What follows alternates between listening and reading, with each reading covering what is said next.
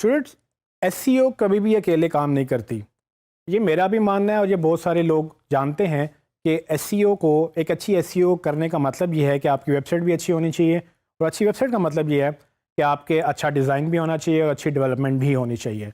सो अगर आपको ये लगे कि स्टूडेंट एसईओ जो है वो अकेले काम करेगा, तो ऐसा मुमकिन नहीं है, क्योंकि हम पहले बात कर चुके हैं। और जैसे कि आप जानते हैं कि एसईओ में मुख्तलिफ पहलू हैं, जिसको हम रैंकिंग फैक्टर्स बोलते हैं। उसमें ऑन पेज रैंकिंग फैक्टर्स भी हैं, उसमें ऑफ पेज रैंकिंग फैक्टर्स भी हैं, और फिर उसमें टेक्निकल रैंकिंग फैक्टर्स भी आते हैं।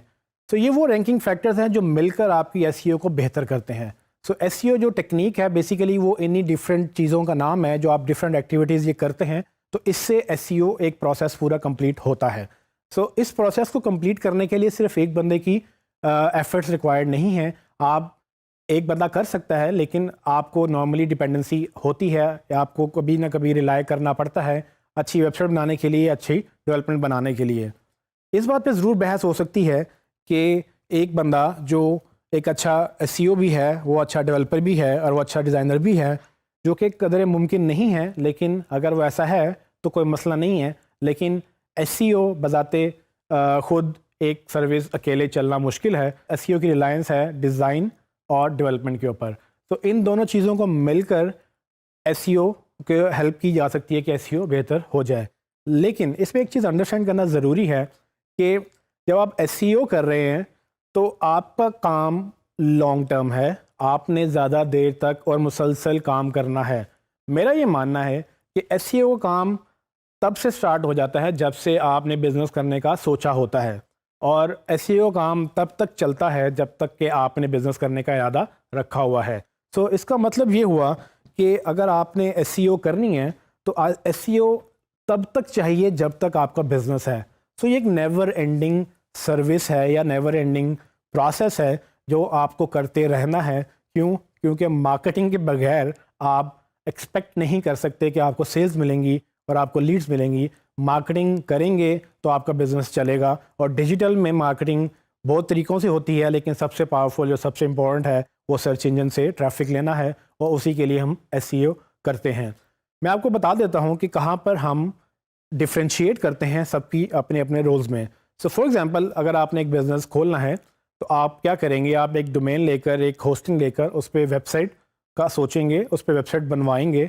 वो बनाने के लिए आपको एक डिज़ाइनर चाहिए जो आपकी वेबसाइट डिज़ाइन करेगा, और वो डिज़ाइनर डिज़ाइन करने के बाद वो वेबसाइट डेवलपर को दे देगा, जो डेवलपर उस वेबसाइट के डिज़ाइन को HTML लैंग्वेज, जो कि हाइपर टेक्स्ट मार्कअप लैंग्वेज में कन्वर्ट करेगा। ये वो लैंग्वेज है, ये वो ज़ुबान है जिसमें पूरा इंटरनेट चलता है। तो आप अगर किसी भी वेबसाइट का कोड देखें जिस पे वो बनी हुई होती है, उस कोडिंग को HTML बोलते हैं। वो HTML में कन्वर्ट करने के लिए डिज़ाइन तो डिज़ाइनर देता है, लेकिन डेवलपर वो कोडिंग लिखता है।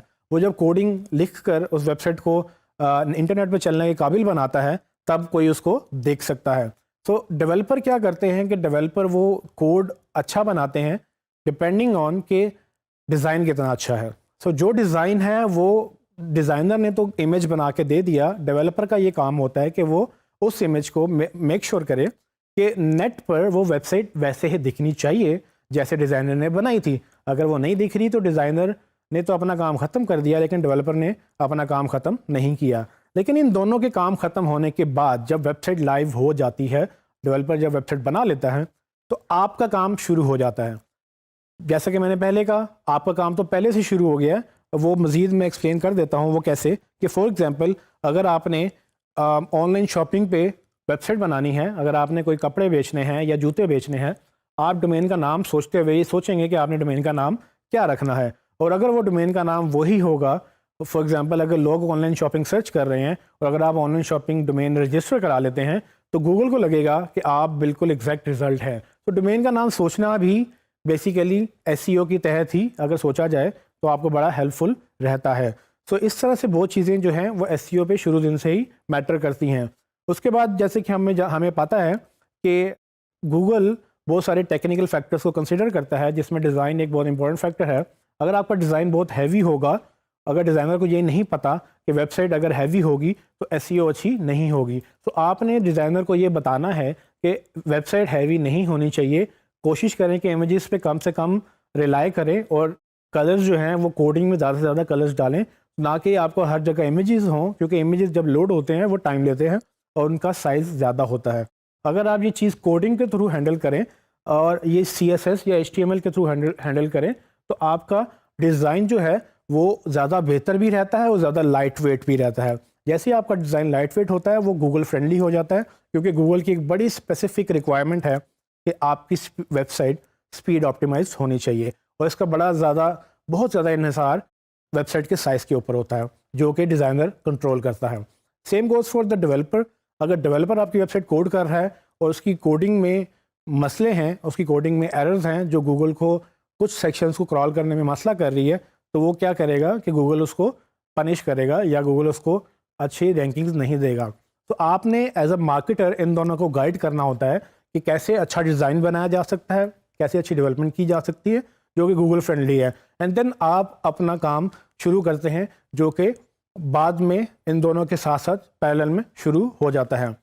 एक चीज़ बड़ी इंपॉर्टेंट जो नोट की है कुछ लोगों ने और मेरा भी एक्सपीरियंस रहा है कि अक्सर डेवलपर ये समझते हैं कि सिर्फ वो कुछ फैक्टर्स, मतलब वेबसाइट अगर स्पीड ऑप्टिमाइज हो गई है तो एसईओ हो गई है, अगर उसने कोड अच्छा लिख दिया है तो एसईओ हो गई है। ये गलत फहमी दूर करना बहुत ज़रूरी है कि अक्सर डेवलपर्स को ये लगता है कि एसईओ सिर्फ उनकी कैपेबिलिटीज़ की हद तक लिमिटेड है, जो कि ऐसा नहीं है। एसईओ एक बड़ा लंबा प्रोसेस है और एक अच्छा डेवलपर एक अच्छी एसईओ कर सकता है, लेकिन डेवलपर जो काम करते हैं एसईओ सिर्फ उस हद तक महदूद नहीं है। एसईओ में एक लॉन्ग टर्म प्रोसेस इन्वॉल्व है जो बाद में मार्केटर्स को हैंडल करना होता है, उसमें कीवर्ड रिसर्च इन्वॉल्व है, उसमें आर्टिकल राइटिंग है, उसमें मुख्तलिफ चीज़ें हैं। सो कुछ लोगों को, कुछ डेवलपर्स को ये गलतफहमी ज़रूर होती है और अक्सर वो एतराज़ भी करते हैं कि जी हमने तो एसईओ कर दी है। वो बात कुछ हद तक ठीक करते हैं कि वो एसईओ फ्रेंडली वेबसाइट तो बना सकते हैं, लेकिन सिर्फ एसईओ फ्रेंडली वेबसाइट बनाने का काम ही नहीं है, इसको मज़ीद चलाना भी है, इसके मज़ीद पूरी एक प्रोसेस है जो कि उनको शायद नहीं पता होता।